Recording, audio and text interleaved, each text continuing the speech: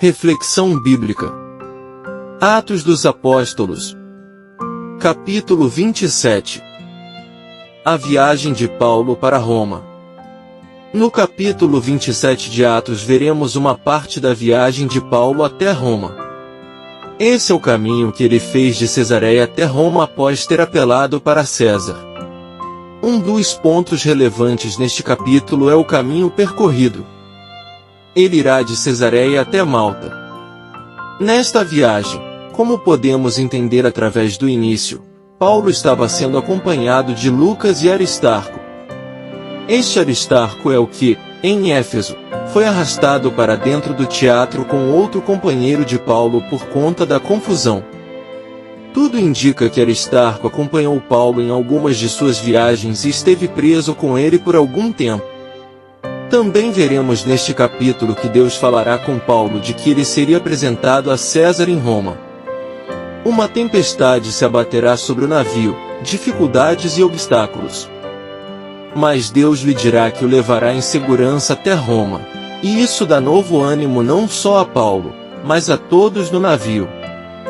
Contexto histórico. Vimos que Agripa concedeu a oportunidade para Paulo se defender.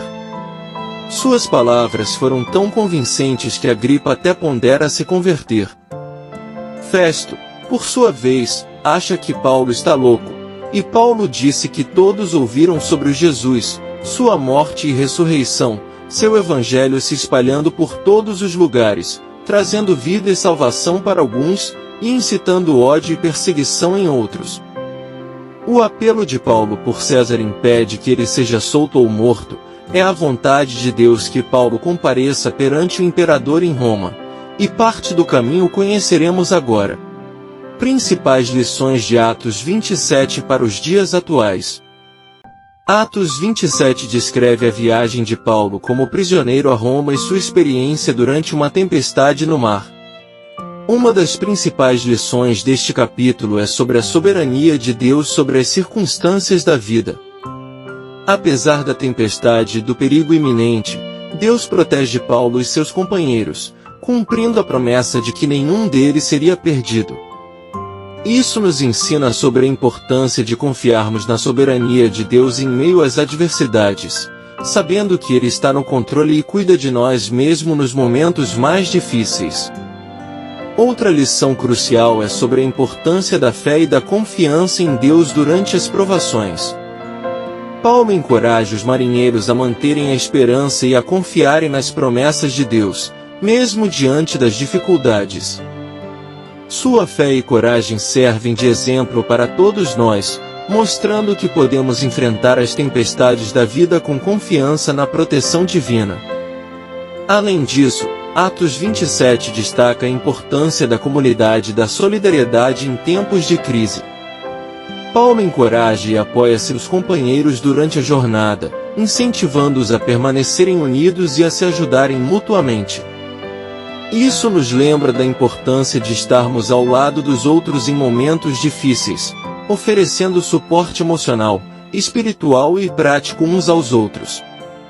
Em resumo, Atos 27 nos ensina sobre a soberania de Deus em meio às adversidades, a importância da fé e da confiança nele, e a necessidade da comunidade e da solidariedade durante as provações.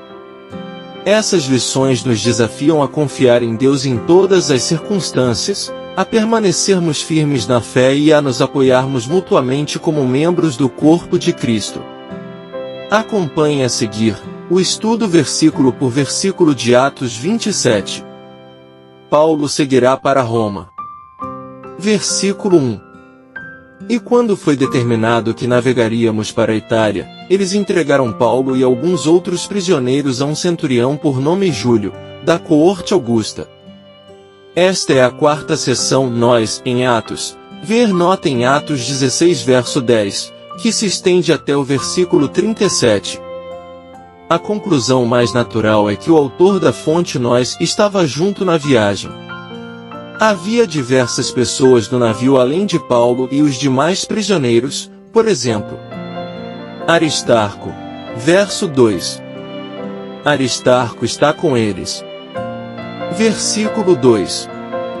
E, entrando em um navio adramitino, pronto para navegar pelo litoral da Ásia, partimos, estando conosco um tal Aristarco, macedônio de Tessalônica. Adramitino ficava na Ásia Ocidental, próximo à ilha de Lesbos. Como muitas embarcações que navegavam pelo mar Mediterrâneo, o navio parece ter sido um grande graneleiro que seguia de Cesareia pelos litorais até chegar em Adramítio. A gentileza com Paulo. Versículo 3. E no dia seguinte chegamos a Sidom, e Júlio, tratando Paulo gentilmente, lhe deu liberdade de ir até aos seus amigos, para revigorar-se. Aparentemente, havia cristãos em Sidom, embora Atos não registre quando a cidade foi evangelizada. A presença cristã pode ter sido possibilitada pela viagem de cidadãos a Jerusalém no Pentecoste, Atos 2 verso 9, ou de cristãos fugindo da perseguição em Jerusalém, Atos 11 verso 19. Parece que Paulo tinha amigos ali, os quais lhe fizeram provisões, possivelmente amigos feitos durante uma visita não registrada enquanto ele viajava entre Jerusalém e Antioquia. Uma rota difícil. Versículo 4. E quando partimos dali, fomos navegando abaixo de Chipre, porque os ventos eram contrários. A rota da viagem reflete a necessidade de se viajar próximo à terra e se manobrar contra os ventos. Um navio para Alexandria. Versículos 5 e 6. E, navegando através do mar da Cilícia e Panfilha, chegamos a Mirra, uma cidade da Lícia. E o centurião, tendo achado um navio de Alexandria, que navegava para a Itália, nos fez embarcar nele. O navio de Adramítio os tiraria de seu trajeto, uma vez que ele continuaria a seguir pela costa da província da Ásia. Por essa razão, em Mirra, na costa sul da Ásia Menor, o centurião encontrou um navio de Alexandria que estava de viagem para Roma. O navio de Alexandria devia fazer parte do comércio de abastecimento de cereais do Egito para Roma, ver nota no verso 38. Navegação complicada.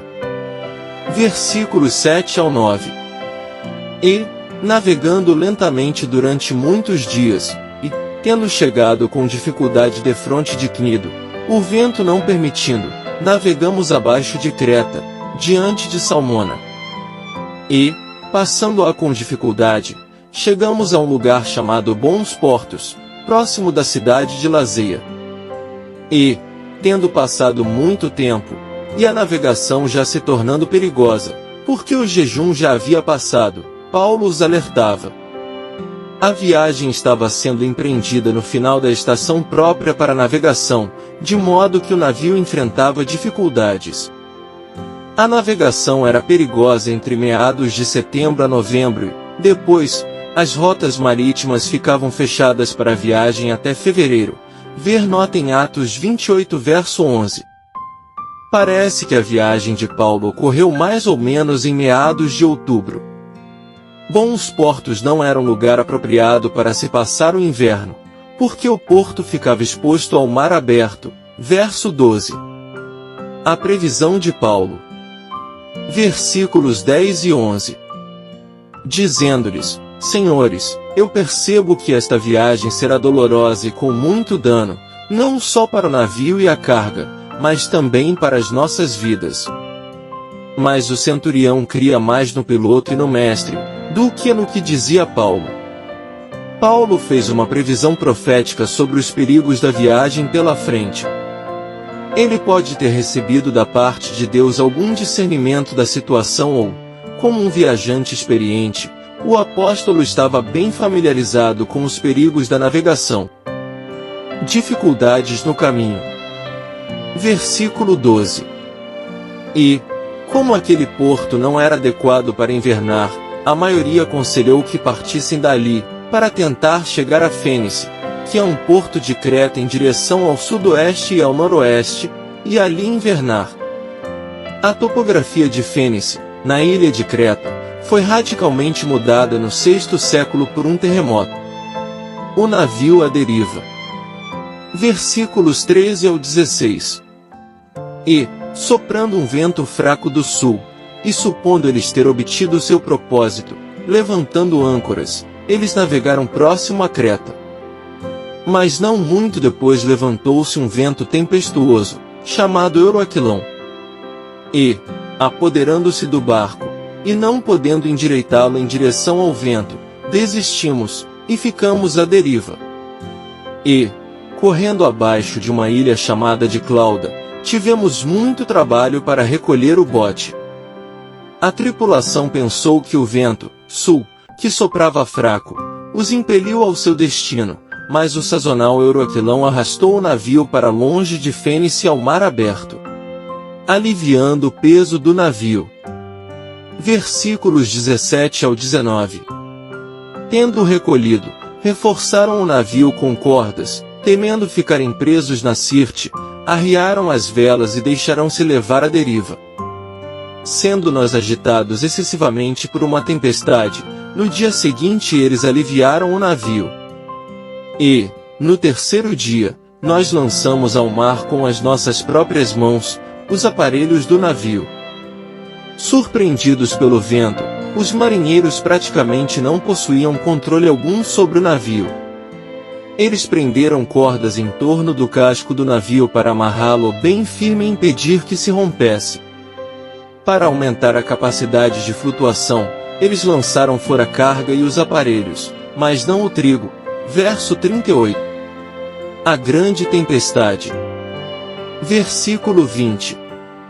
E nem sol nem estrelas aparecendo por muitos dias, e uma não pequena tempestade nos pressionando, perdemos toda a esperança de sermos salvos.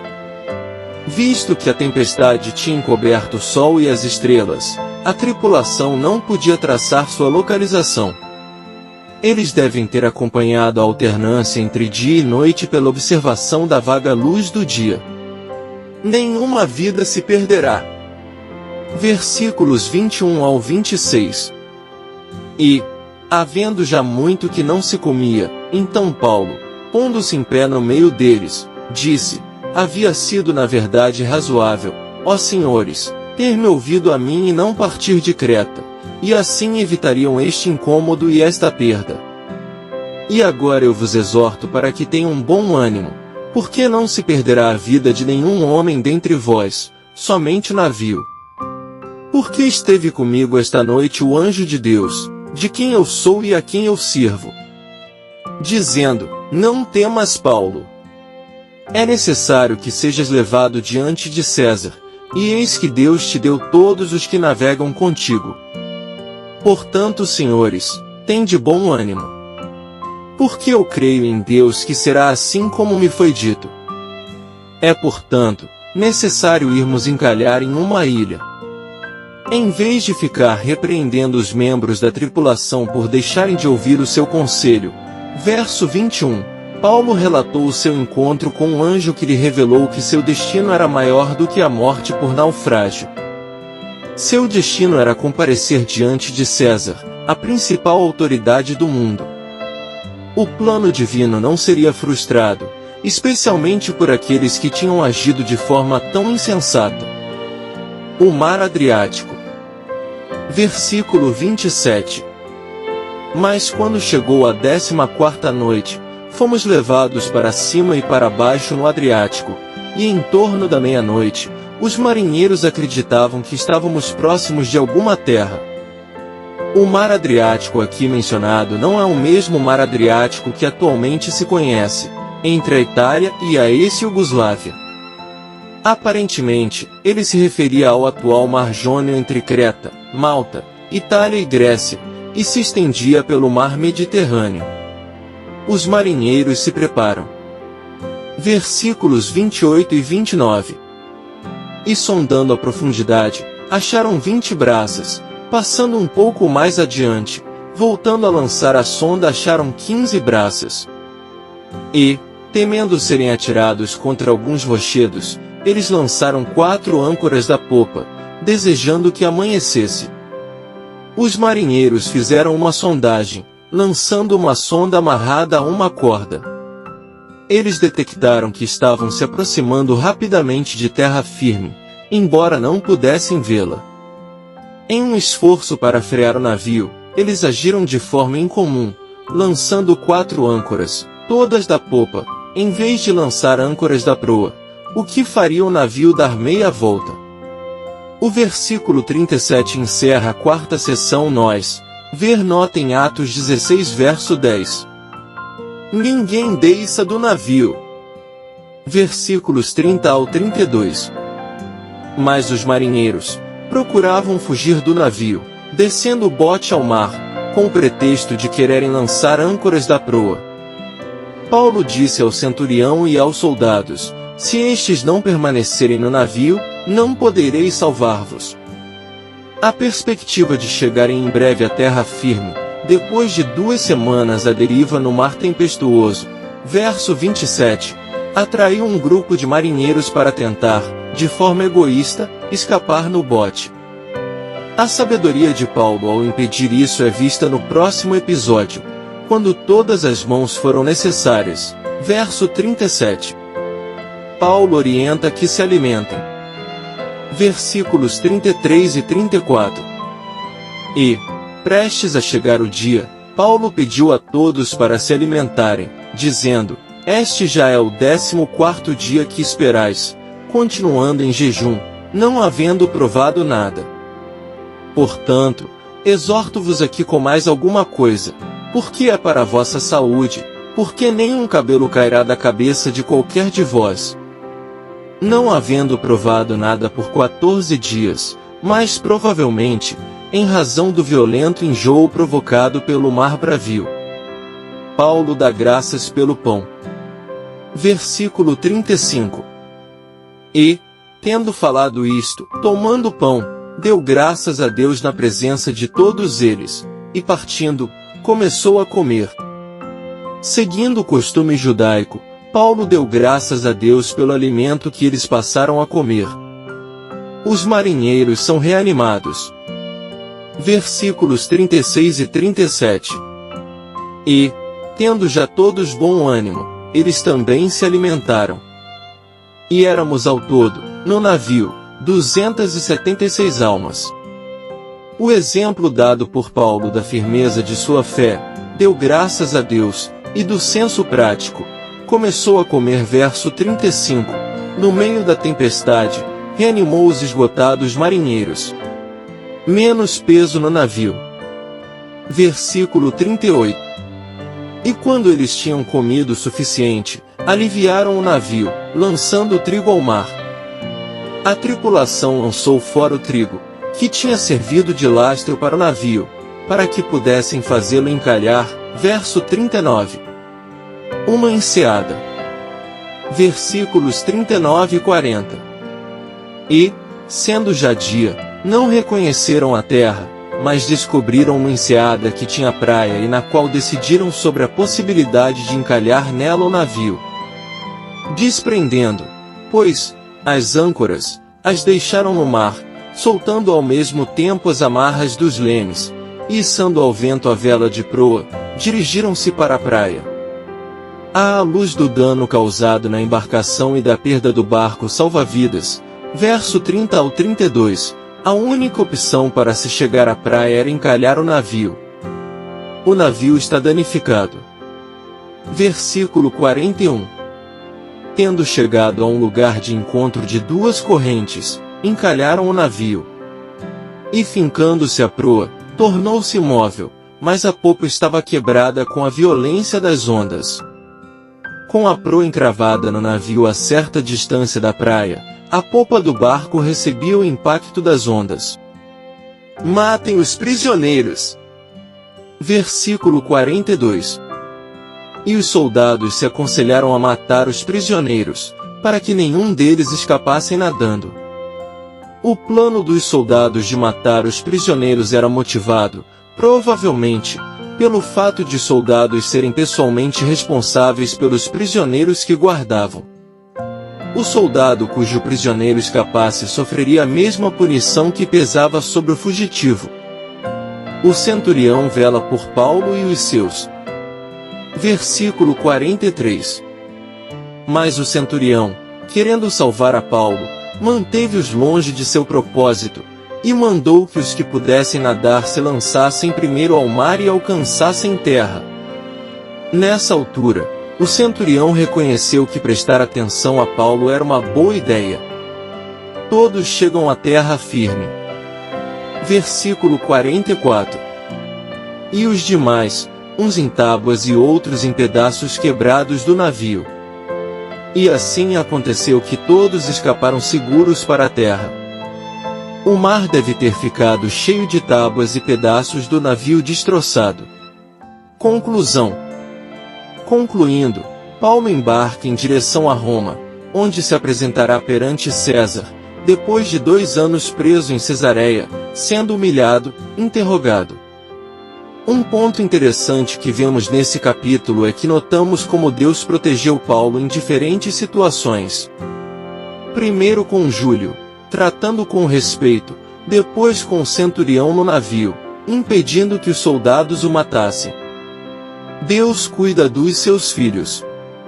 Independentemente da situação que estivermos, ou dos problemas que enfrentamos, Deus cuida de nós. Muitas pessoas que têm testemunhos poderosos sempre testemunham que Deus não os desampara nunca, e de que Ele não vai esquecer nem deixar seus filhos desprotegidos. Graça e paz por parte de nosso Deus e Pai, e de nosso Senhor e Salvador, Jesus Cristo, estejam sobre nossas vidas.